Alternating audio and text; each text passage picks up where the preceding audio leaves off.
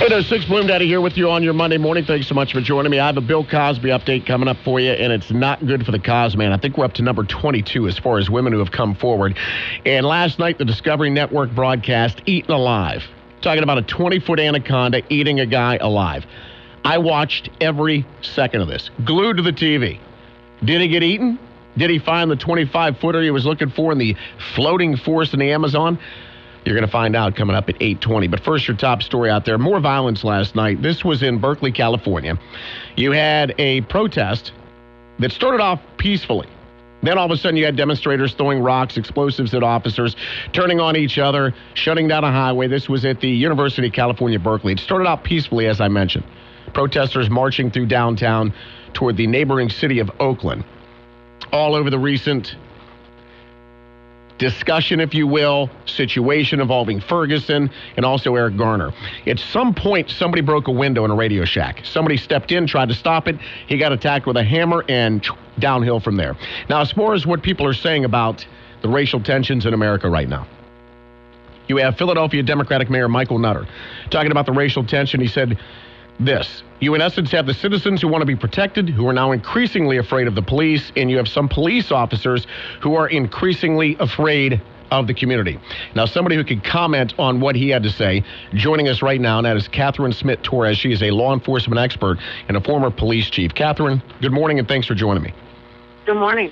So let's start with the root cause of the hostilities. I've heard from people on this show, and matter of fact, I had a black caller from Virginia call me on Friday saying, look, I'm a successful black female. I've been stopped countless times for the police. They always say it's speeding, but I think they see me near a gated community in a nice car, and they see that I'm black and I'm being pulled over, and I'm frustrated by it. You also talk about police officers being frustrated. I took the angle of, hey, if you're dealing with the same criminals over and over, you're probably going to be a little quicker to react than you are a first-time offender. So you could see the stress from both angles, but from what you have experienced in your career, what is the root cause of what we're dealing with right now? It's my opinion that it all boils down to leadership and the mindset of your police officers who work in the community. It's unfortunate that negative actions definitely the news about them spreads a whole lot quicker than positive news. But that's something that your leaders in the police departments have to keep in mind, that they have to come up with lots of programs, lots of different types of activities that show the community that they're promoting the safety and such by having positive contacts and building a relationship with the community. When you have a white officer that goes into, let's say, an Asian community, and this would be a white, non-Asian type officer, the Asian community is sometimes very closed and not willing to accept a lot of people other than those that they know. And so you have to... Isn't that racist in and of itself? I'm sorry? Isn't that racist in and of itself, not, regarding their attitude toward the police officer? Well, it can be. A lot of it is, though, cultural untrust because of where they came from. The police in their area might have been very corrupt. And so it's natural for them not to trust law enforcement. Not everybody was born in the United States, and so there's, some distrust that comes from wherever they came from. So building positive contacts there are different ways. I gave my officers several tools to use in the community. And, it cost absolutely nothing. I said, look, this was just a requirement of mine. During your week, you're going to have 3 positive contacts. That means that you're going to get out of your car and go and intentionally introduce yourself to someone, ask them how they are, and try to find out something that's going on in their lives, good or bad. And especially with the young people, I really helped, wanted them to target young people and got avenues so that they could. I went to the local elementary schools and asked them if they would consider the officers coming in and have free lunch, if they would sit in the lunchroom with the kids at their table and talk to them. And those that's a great idea. Those schools wanted that. They loved it. So, and the officers didn't necessarily want to eat school food, but but that could be one of their positive contacts for the week, to go in and sit with the kids. And, once I told them that the school has gone this far to invite you, it made them feel like they weren't going to be infringing on the school's activities by going in. They realized that they're wanted and needed, and we call that program Lunch with the Law. We had a coin program that I came up with. The officers had to earn coins. They got a gold coin just because they were hired into the team for the police department, but they earned silver coins by different good behaviors or good actions, or it was actually compliments that were received in about them, either from the community or from even a fellow city worker. And those silver coins were given to them so that they could give it to one of the people in the community that they've contacted that needed that binding item that says, I care about you and I want you to have this, but you got to promise me you'll never give it to anyone else, because this is between me and you, and I want you to carry it with you all the time so that you know that we are here with you to help you. And those things, especially for young people or a victim of a heinous, crime, those things mean the world. They're just a little tangible item, but it means a lot. And those kind of good news things, it starts spreading through the community. Other people find out about it, and it changes their viewpoint of who law enforcement is. We did Christmas programs for the community. We worked really hard to gather gifts and do a huge Christmas program for over 100 people. And that's not much, but that's just one police department in one very small town. So and it was the cops who were delivering the stuff with the firemen. We worked as a team of both departments to make this happen. There's just things that make the people know that your law enforcement is not here just to arrest everybody. We're here to find out what the needs are and to fulfill them. We also have a senior citizen visitation program for all those who were shut-ins and really couldn't go anywhere. And we knew who they were based on Meals on Wheels and some other, local churches or whatever that would give us information. And we'd go by once a week just to check on them and see how they're doing. Make sure that their needs are met. Right. We're talking to Catherine Smith-Torres, law enforcement expert, former police chief. It sounds like, Catherine, I think all those programs sound terrific. I'll use this analogy. Christmas parties at work. When you work with people, you see them in a stressful environment. You might not like them. You might not get along with them. Then all of a sudden you go to a Christmas party and you see somebody out of that element.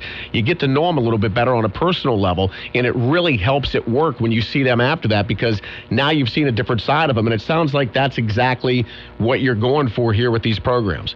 Right. And the whole purpose of this is to build community relationships, because it has been proven that the closer that community is to their police department, the less crime they have in the community. The crime rates go down drastically.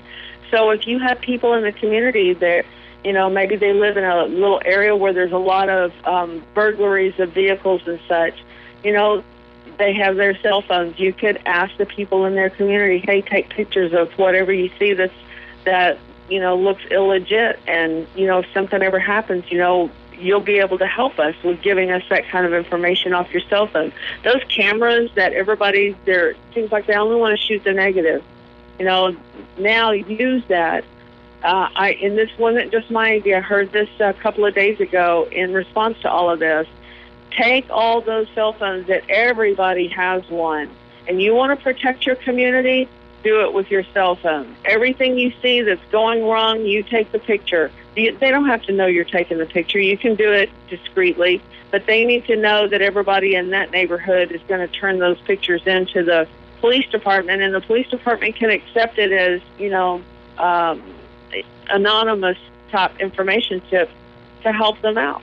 Catherine, let me ask you this, and I've got about 2 minutes, so I want to ask you this. Getting the cops into the grade schools, I think is a wonderful idea, because we've talked about on this show why more black youth do not want to become police officers, and I would have to think that that would be, starting at ground level like that, would be a major way to get kids not to fear the officers and want to do that for a career. Yes, I was heavily involved in the DARE program, Drug Abuse Resistance Education, for 17 years. Even when I was a police chief, I still taught the anti-bullying program in 3 different elementary schools. And it's hard to juggle your schedule like that. But the DARE program started off their visitations in kindergarten, and then we focused at 5th and 6th grade, 5th or 6th grade level, before they went into junior high. And I'm going to tell you, you have all these naysayers about DARE. The DARE program is as good as the officer is who goes in and teaches it. And I had a great DARE program, and my schools and my students loved it. Years later, I know it had to be at least 10 years later, I was at a different police department as a chief, and I had to go back over to a park over in Tarrant County side. And while I was there, this kid was there with his family, and he was a little gangbanger at the junior high where I worked. But he comes running up to me and gives me a big hug, and he knows me by name, and he's so excited to see me. And yeah, he's at the park drinking a beer, but he's 21. That's nothing. He wasn't gangbanging anymore. He's enjoying family activity, and he said he always had a lot of respect for me. That meant the world. This is 10 years later. Right. He didn't have to do that. Right. And I was not even dressed in a uniform. I was in street clothes. He still recognized me. Well, Catherine, a lot of great ideas. Really quick, minute or less. How do you get police departments sold on this? How do you get communities sold on some of the programs that you've already implemented? It comes from the leader, and it comes from you have to do a lot of training programs to help them to see the difference and to believe that it's going to make a difference. Some cops, your older cops, are very cynical, and they don't think you can do anything that's going to help anybody. You need to kind of wash those out eventually.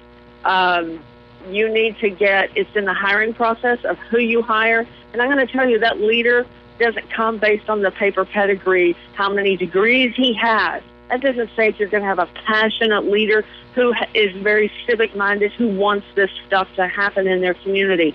That comes from a lot of interviews and seeking a leader who has that kind of passion and fire for this subject. And then they make sure that they hire cops who have those same kind of passions, that they know when they're coming in, the